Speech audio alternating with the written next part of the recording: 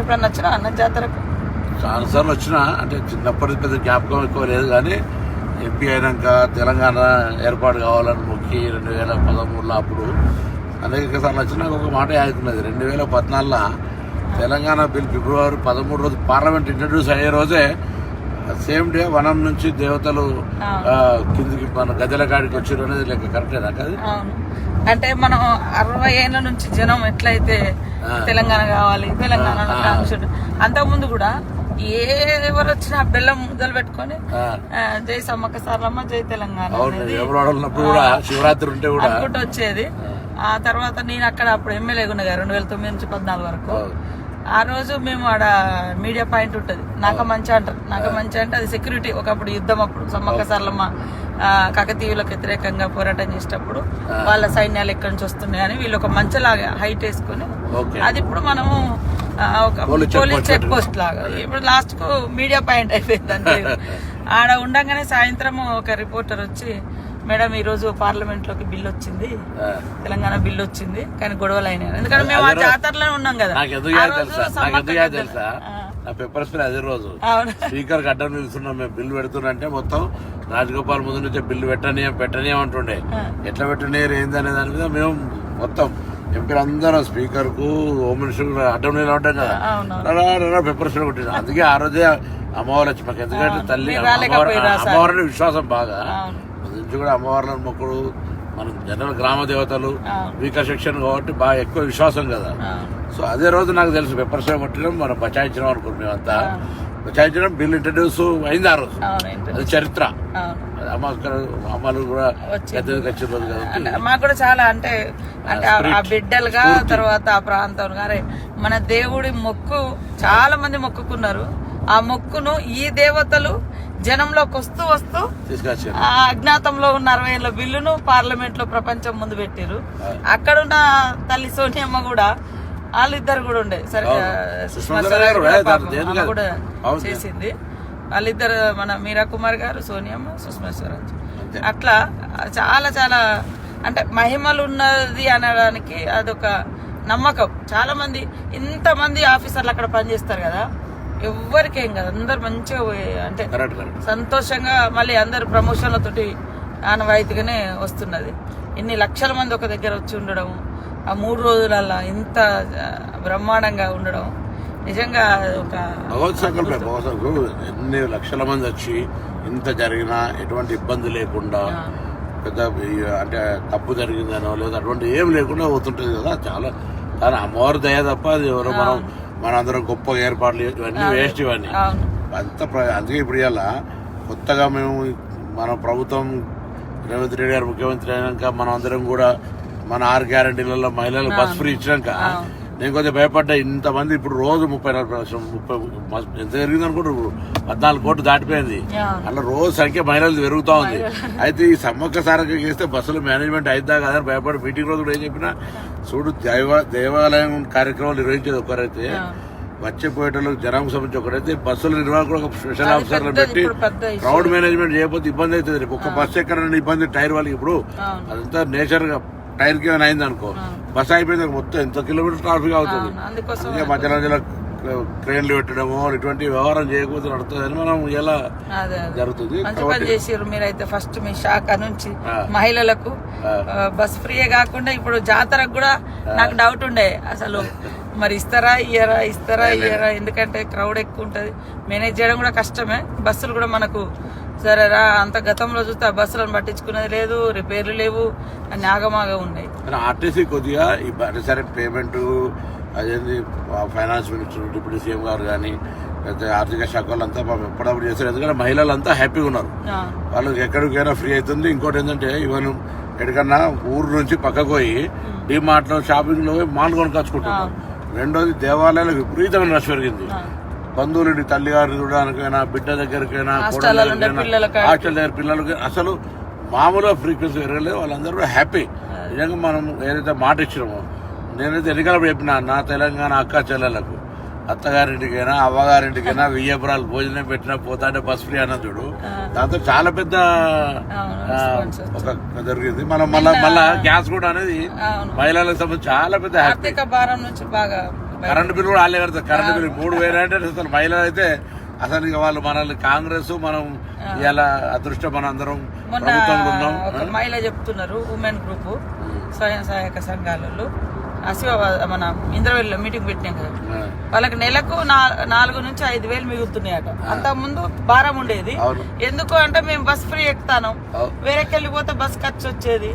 ఆ బస్సు కిరాయి కట్టకుండా మేము ఏడికి పోయినా కూడా పని చేసుకొని వస్తాను. మహిళా సంఘాలలో కూడా 4,000 నుంచి 5,000 భారం మాకు తగ్గింది మీ గవర్నమెంట్ వచ్చిన. చదువుకున్న పిల్లలక్క నేను నిజామాబాద్ మనం పోయి సడన్ గా ఆర్మూర్ బస్ స్టాండ్ పోయినా 330 రూపాయలు టికెట్ మంచి పోతుంది వస్తుంది. వీక్లీ ఒకసారి అవసరమైతే 2-3 రోజుల కోసం వేస్తున్నారు. అంటే చాలా కన్వీనియంట్ జరిగింది. 500-600 ఉన్నది బస్ కిరాయి వాస్తవానికి, గతంలో పెంచేసారు. ఇప్పుడు ఎందుకే సమ్మకు కూడా ఏర్పాట్లు బాగా చేయాలని మనం బస్సులకు సంబంధించి దాదాపు 600 బస్సులు పెట్టి మేనేజ్మెంట్ కూడా స్టాఫ్ మా ఎండి గారు కూడా చెప్పినాం, మా సెక్రటరీ కూడా అందరు మొత్తం అసలు అంటే అందరు వస్తారు. అన్ని రకాల ఏర్పాట్లకు ఎక్కడ ఇబ్బంది లేకుండా చేయాలని గవర్నమెంట్ కూడా అటువంటి ఆలోచనతో మనం కూడా అందరం చేస్తున్నాం. కాబట్టి ఆ సమ్మక్క సారక్క కార్యక్రమంలో కూడా భగవంతుని అందరూ ఇంకోటి ఏంటంటే గొప్ప విషయం ఏంటంటే మనం ఈసారి అందరూ కూడా ఖచ్చితంగా ప్రతి తెలంగాణ బిడ్డ ఇంటికి మనం బంగారం అంటే బెల్లం ఏదో ప్రసాదం పంపాల్సిందే. ఆ కార్యక్రమం కూడా మనం తప్పకుండా నిర్వహించాల్సిన అవసరం ఉంది. అది ఎంతరన్నా కానీ మనకు అన్ని గ్రామ సేవకుల ద్వారా అవసరమైతే ప్రతి నెట్వర్క్ ఉంది. అందులో పంచాయతీరాజ్ డిపార్ట్మెంట్ కావచ్చు, లేకపోతే మనం ట్రాన్స్పోర్టేషన్ కూడా మా ట్రాన్స్పోర్ట్ వ్యవస్థ ఉన్నది మా దగ్గర నాటేస్తుంది. మేము ఇంకో ట్రాన్స్పోర్ట్ లో గూడ్స్ పెట్టాం కదా.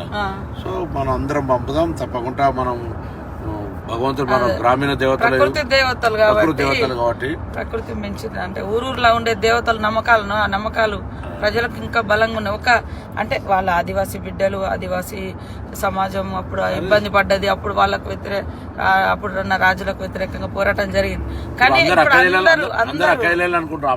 తల్లి బిడ్డలంటే కదా. అవును, తల్లి బిడ్డలు జనరల్ సమ్మక్క సారక్క అంటే సినిమా అట్లా సినిమా కానీ లేదా బయట కూడా ప్రొజెక్షన్ తప్ప అసలు సమ్మక్క సారక్క అక్కయ్యాలనుకో. సమ్మక్క సారక్క తల్లి బిడ్డలు జరిగిన పోరాటంలో జరిగిన వ్యవస్థ అసలు ఏం చెప్పు అంటే అప్పుడు 13వ శతాబ్దంలో కాకతీయులు పరిపాలించారు మన ఏరియా. అటు కూడా మన గోదావరి ప్రాంతం అంతా కూడా వాళ్ళ కంట్రోల్లో ఉండే. అంటే కప్పం కట్టం అనేది అంట పన్నులు వేస్తే అప్పుడు 7 సంవత్సరాలు కరువు. ఈ కరువులో మేము కప్పం కట్టలేము, మేము తినడానికి దొరుకుతలేదని మన సామంతరాజు మేడరాజు ఉండే అన్నట్టు, మన ట్రైబల్ గిరిజనుడు రాజు కింద సామంతరాజు. సామంతరాజులు జమీందారులు జాగీర్దారులు 1947 స్వతంత్రం రాకముందు అంతా కూడా వాళ్ళది ఉండే రాజ్యం. మళ్ళీ ఎట్లయితే స్వతంత్రం వచ్చి మనం భారతదేశంలో ఇల్లేమో వాళ్ళంతా కాంగ్రెస్ నాయకులే, ఎమ్మెల్యేలు, ఎంపీలు అయిపోయి మళ్ళీ ఇప్పటికీ అలాగే అవుతున్నారు. దాని తర్వాత తెలంగాణ ఉద్యమం వచ్చింది. మళ్ళీ ఆనాడేమో మనం ముక్తి కోసం విముక్తి కోసం అన్నాం. ఇలా నీళ్లు నిధుల కోసం ఆనాడేదో జరిగింది, మళ్ళీ ఇదే జరిగింది. ఆయన ఇబ్బంది పెడితే మేము కట్టలేమంటే కాకతీయులు యుద్ధం ప్రకటించారు. వీళ్ళ దగ్గరేమో మంచి ఆధునికమైనటువంటి ఆయుధాలు, ఆధునిక ఆయుధాలు. మన దగ్గరేమో బల్లలు, బర్షలు, బాణాలు. అట్లా కూడా పాపం యుద్ధం చేసి మంచా కాడికి వచ్చినాక వెనక నుంచి కాకతీయ సైనికుడు వెనక నుంచి సమ్మక్కను బర్షతో పొడిచి ఆమె గుట్టలకు వెళ్ళి ఆ చిలుకల గుట్టలో అదృశ్యం అయిపోయింది. ఇంకా కనపడకుండా ఆమె వాడిన వస్తువులు దొరికినాయి. అట్లా ఆమె దొరకలేదు, అట్లా దేవతగా మారి ఇప్పుడు ప్రతి 2 సంవత్సరాలకు ఒకసారి గుట్ట మీద నుంచి కుంకుమబర్ణి రూపంలో ఆమె వస్తువులు తీసుకొచ్చి ప్రతిష్ఠింపజేస్తారు. ఆ 4 రోజులు, ఆ 3 రోజులు గద్దెల మీద ఉంటుంది. ఆ తర్వాత మళ్ళీ శనివారం రోజు జాతర ఏ వారం అన్నా రాని, బుధవారం స్టార్ట్ అవుతుంది, శనివారం నాడు ఎండ్ అవుతుంది. అది ఏ తారీఖు అన్నా కానీ, ఏ నెలన్నా కానీ. వారాలు మాత్రం బుధవారం నాడు సార్లమ్మ వస్తుంది గద్దెల మీదకి, బేస్తవారం నాడు సమ్మక్క వస్తుంది, శుక్రవారం నాడు అందరు దేవతలు ఉంటారు. పగిడిద్దరాజు, గోవిందరాజు. గోవిందరాజు ఏమో సార్లమ్మకు భర్త, పగిడిద్దరాజు ఏమో సమ్మక్కకు భర్త. సమ్మక్క సార్లమ్మ తల్లి బిడ్డ, జంపన్నేమో కొడుకు, సమ్మక్క కొడుకు. అక్కడ ఆయన వాగుకాడ సెక్యూరిటీగా ఉంటాడు. అంటే అక్కడ ఉంటే ఆయన అంటే సైన్యాన్ని ఆపలేక అవమానంతో అట్లా పడి చనిపోయింది అనేది ఒక కథ. అంటే ఆ వాగు ఉంది కదా, జంపన్న వాగు గురించి. అక్కడ దాని పేరు ఒకప్పుడు సంపెంగి వాగు అని ఉండినట. ఆయన చనిపోయింది కాబట్టి ఆయన పేరు మీద జంపన్న వాగు అని వచ్చింది. ఇప్పుడు కూడా మనకు 21వ తారీఖు నుంచి 24 వరకు ఉంటుంది. 21 నాడు సార్లమ్మ వస్తుంది గద్దె మీదకి, 22 నాడు సమ్మక్క వస్తుంది, 23 అందరు దేవుళ్ళు ఉంటారు, 24 సాయంత్రం మళ్ళీ 4 గంటలకు మళ్ళీ యథావిధిగా చిలకలగుట్టకు సమ్మక్క వెళ్తుంది, కన్నెపల్లికి సార్లమ్మ వెళ్తుంది, గోవిందరాజు అక్కడ కొండాయి విలేజ్ వెళ్తారు. మళ్ళీ అక్కడ వాళ్ళకు గూడులు ఉంటాయి అక్కడ గుట్టలలో, మళ్ళీ అక్కడ ఏ వంశస్థులు ఆ వంశస్థులు. మళ్ళీ ఇది అయిపోయిన తర్వాత నెక్స్ట్ జాతర కూడా ఊర్లలో మళ్ళీ చేస్తారు, తిరుగువారం జాతర. ఎదురు పిల్లలు ఇచ్చుడేమో ముందు వారం, ముందే వచ్చే వారం బుధవారం, ఈ బుధవారం. చాలా మంది మన తెలంగాణలో అందరు కూడా జాతరకు ఉన్నదంటే ఖచ్చితంగా వేములవాడకు వచ్చి ఇక్కడ మొక్కులు తీసుకుని అక్కడికి వస్తారు. మొన్న మేము కూడా మా అమ్మ నాన్న అంత ఫ్యామిలీ అంతా ఫస్ట్ ఆడికి వచ్చారు, ఆడికి పోయి తర్వాత ఇక్కడికి పోవడం మన శివరాత్రి జాతర. అసలు వేములవాడ మామూలు ఇవాళ సోమవారం కదా, లక్షల మంది ఉంటారు.